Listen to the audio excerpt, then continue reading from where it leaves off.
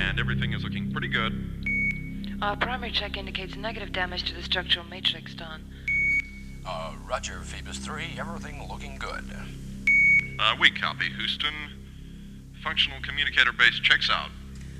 We have a slight problem here at Mission Control, Phoebus 3. We seem to have lost our bleeping function. Afraid we're still on the air here, so you're going to have to try and speak without swearing somehow. Roger, Houston. The condition is, green. Minimal to negative malfunction. Everything looking good for retro thrust. Congratulations, Phoebus 3. You came through good there.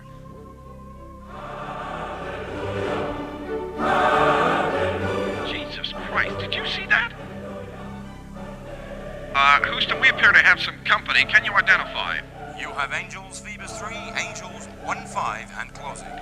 Affirmative copy, Houston. No markings. Do you guesstimate their hours? No information, Phoebus 3. They appear to be wearing dresses. Faggot angels? They can't be real angels. The commies don't believe in God. Take offensive action. Take offensive action, Phoebus 3. You have Pentagon clearance on offensive action. And the astonishing fact regarding the razor-edge balance of power in the nuclear arms race is that a simple misunderstanding, such as the one in the simulation we have just witnessed, could literally spark off World War III. Yes, it could happen by mistake. Any untoward train of circumstances, a drunken president, an armed satellite mistaking heaven for a Russian space base could plunge us all into Armageddon. But now, on a lighter note, here's film of a Russian falling over in some snow in Leningrad.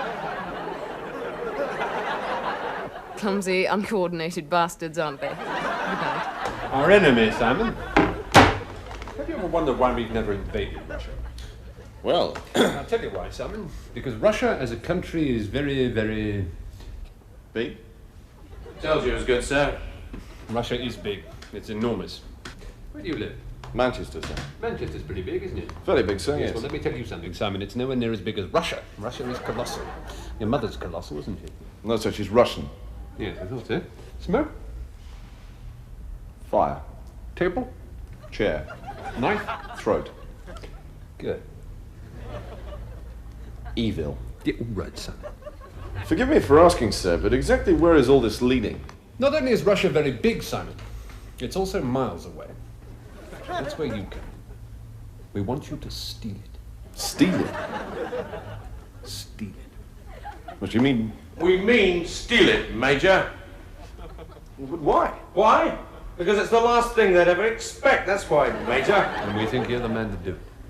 But you have an extensive knowledge of European wines and you're immensely attractive to women. Come. Sir.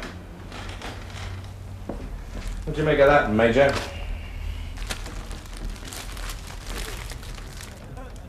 it's a bin liner, sir. No, Major, it is not a bin liner. It's a country sack.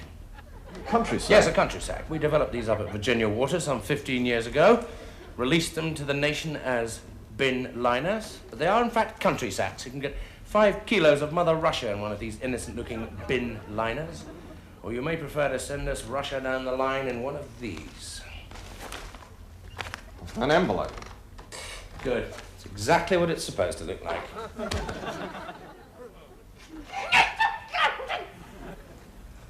Glad to see you're still keeping pretty sharp, Simon. I like to keep in shape, sir, yeah. Good. Good. Now, touching this project. I wanted to go home for the weekend, turn it over in your mind, come back, let me know what you think. Well, I can tell you now, sir, the idea stinks. Major! It's all right, Colonel. He's the one who's got to go, after all. What makes you say that, son? Well, the Russians are going to notice. I mean, they're not stupid. What on earth gives you that idea? Of course they're stupid. You should read the papers more often, Simon. Now, the Colonel and I have something to show you. Colonel, would you please?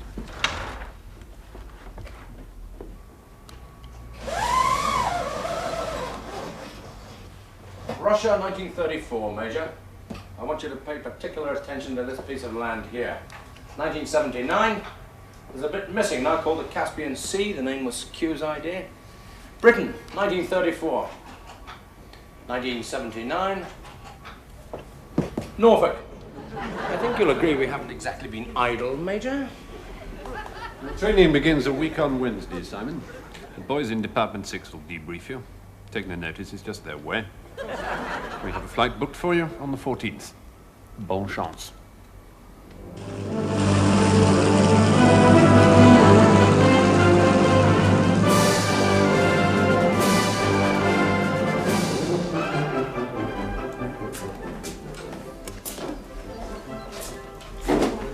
I wonder why they call us the few. I think it's because we go around saying, few, I copped a cart led over Calais, that kind of thing. Or, perhaps it's, few get shot down, Ginge. Can I have your sugar?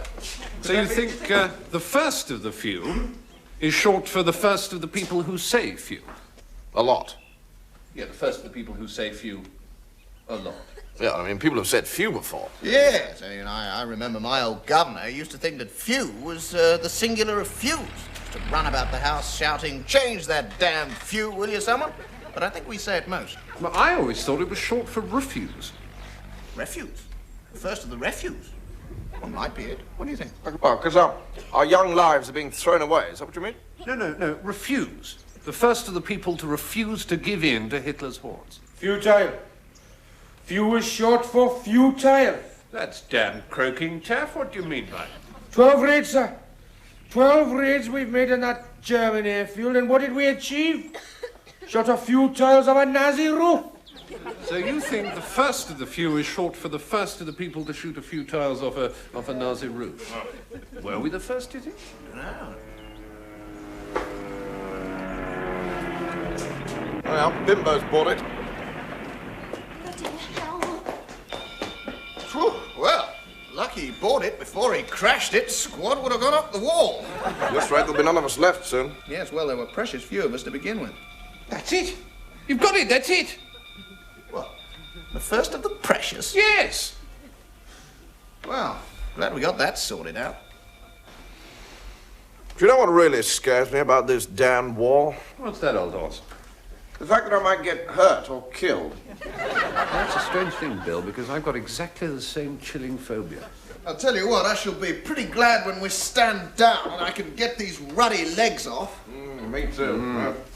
Do you think that's what they mean by stand down? Chance to uncork the pins? Sorry about that. Ah, that's sick, that is. What? That sort of runny, carroty stuff on the ground. Yes, that's sick.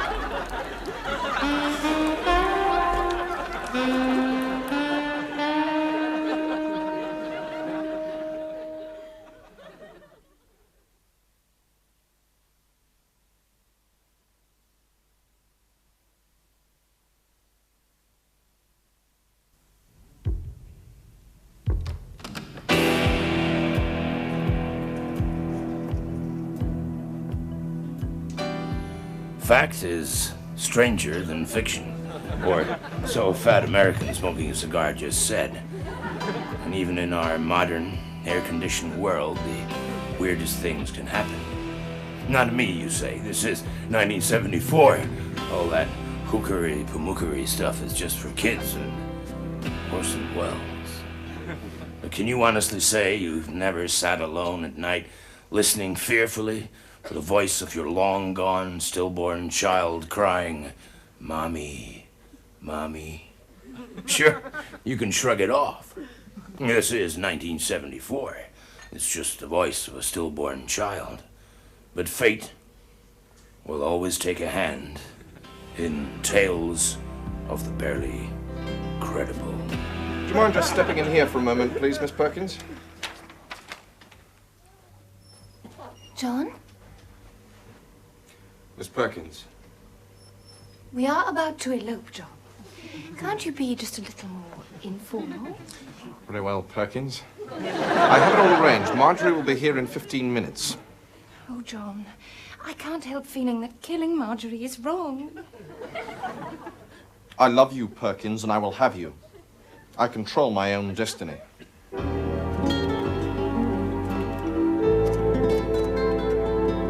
wife is here, sir. Right, bring her in.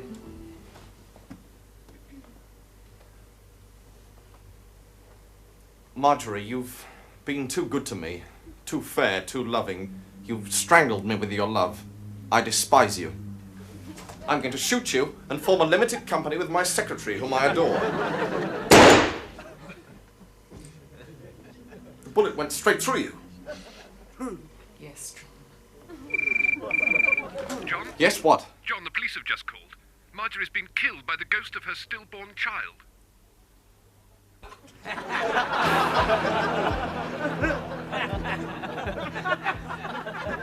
Well, certainly didn't expect that.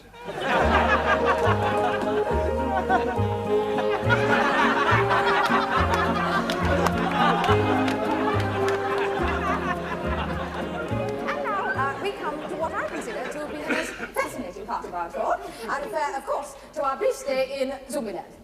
Yes. And Zombieland means quite literally land of zombies, and it certainly lived up to its name. There were zombies aplenty. In fact, you simply could not throw a knobbercock without hitting a zombie, so you had to be very careful indeed. Excuse me, Miss Arnold. I'm probably being awfully dense here, but what exactly is a knobbercock? Well, interestingly enough, it's very similar in shape and function to the ordinary English vegetable shredder. Like a Magimix? Not quite like a Magimix, no. More like a Robo-Chef. Only the knobbercock has a longer flex for retrieval after the throw. You know, occasionally you do have to hand it to these dark chaps. I've often looked at my wife's food processor and thought it would make a damn handy weapon if you were to hurl it at somebody's head, and there she is feeding it carrots. Yes, could we get on, please? I should be wanting to drill my scouts in here in about half an hour. I had been carried in a litter to the edge of the village. I dismissed the litter and proceeded on foot. That was my name for him. His full name was Footswally. In a silence, broken only by the steady bleeping of Footswally's digital watch, which he had fashioned himself from a conker, we crept forward and were soon privileged to behold the most marvellous sight, the awesome spectacle of two rhinoceroses involved in the beautiful act of having a little cuddle. Oh, you know what she's talking about, don't you? Snogging. Oh, hurried, perfectly hurried, thoroughly hurried. Anyway, I didn't spot it, but at some point, Prince Charming must have asked his pretty miss to marry him, because he went sort of...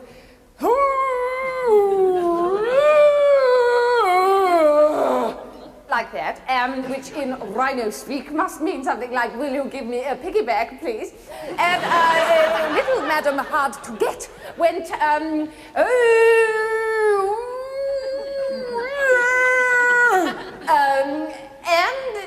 killed him.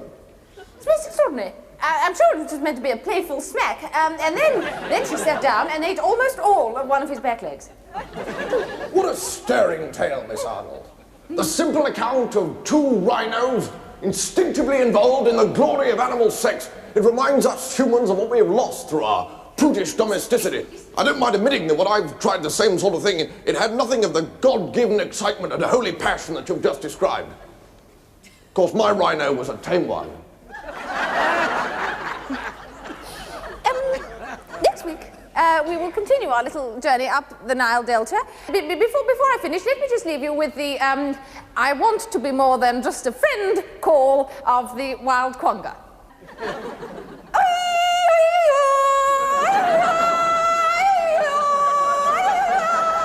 Halfway through the show now, Liverpool on 530 and Bristol on 380. Still lots of time to go. Here's your next starter for 10. Novels of John Buchan. What are the 39 steps? Morton, Liverpool. The 39 Steps is an organisation of spies. Each step represents...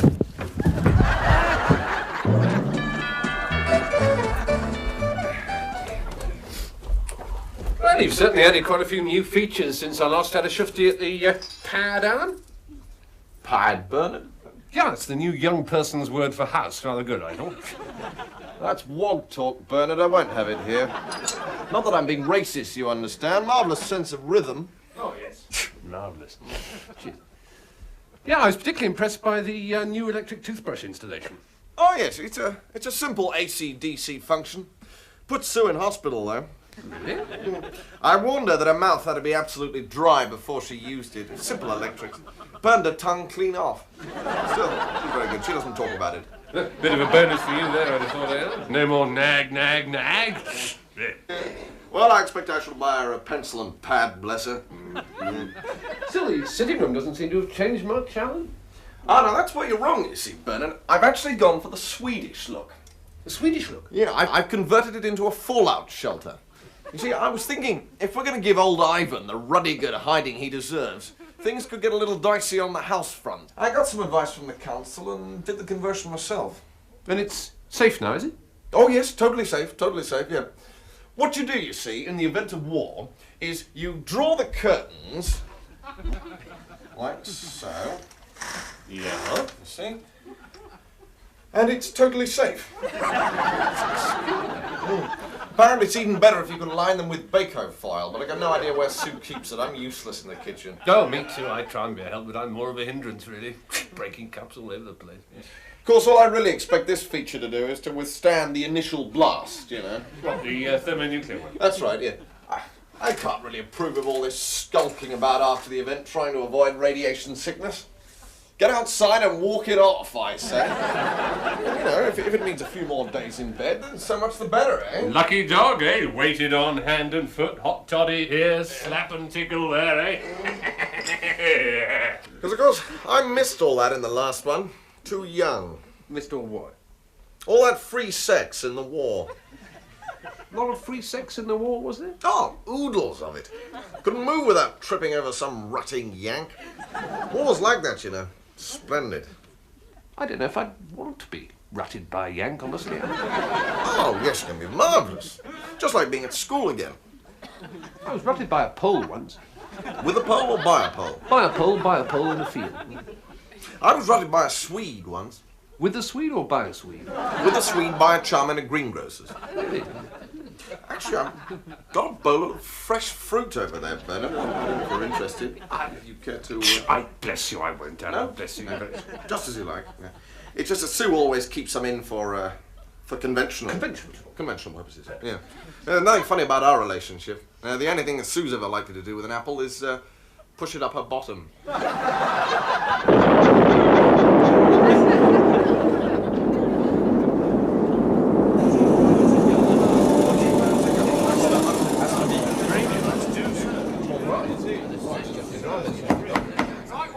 Gentlemen and ladies, I think all of us around this table can take some small satisfaction from the thought that despite this nation's being subjected to 4 days of sustained Muscovite thermonuclear assault, Grimsdyke Borough Council is meeting as usual and in good order. It's more than I think we'll be able to say for Sugden District Council. Aye, well, that's one in the eye for Mr. Red Wilkinson. School milk, hospitals, nuclear-free zone, I ask you. Well, they've certainly got egg on their faces now. If they've got any faces left, which I doubt. I tell you one thing, once the people of Sugden find out their council's been caught with trousers down, I think we can pretty much rely on the whole of West Lancashire turning Tory come next election. Yeah. Right, well, time presses on, so I think we'd better turn our attention to the civil administration of the borough once hostilities have actually ceased. Yeah. So... I'm particularly concerned for the old folk. The old folk. I'm also particularly concerned for the welfare of the old folk. Absolutely. Yes. This council is careful, but caring. Well, in which case I move that we designate the relief programme strictly Grimsdyke ratepayers only. Yes, Chief Constable? Well, it seems to me, Alderman Smythe, that my first concern must be for the looting.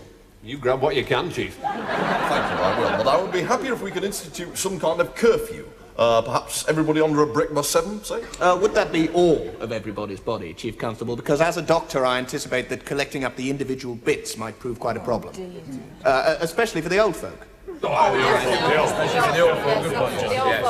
Chief Constable, I feel I must stress at this point my particular concern for the welfare of our old folk. Although the last thing they want is charity. Oh, exactly. Molly coddled them with subsidies and handouts, and they won't thank you for it because they're very proud, the old folk. Very proud.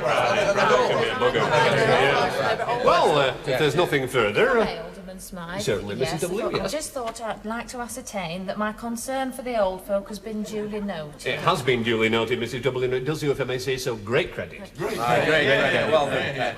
Right, well, I think that just about wraps everything up. So, I think we can safely adjourn until the same time tomorrow, gentlemen. Thank you so much.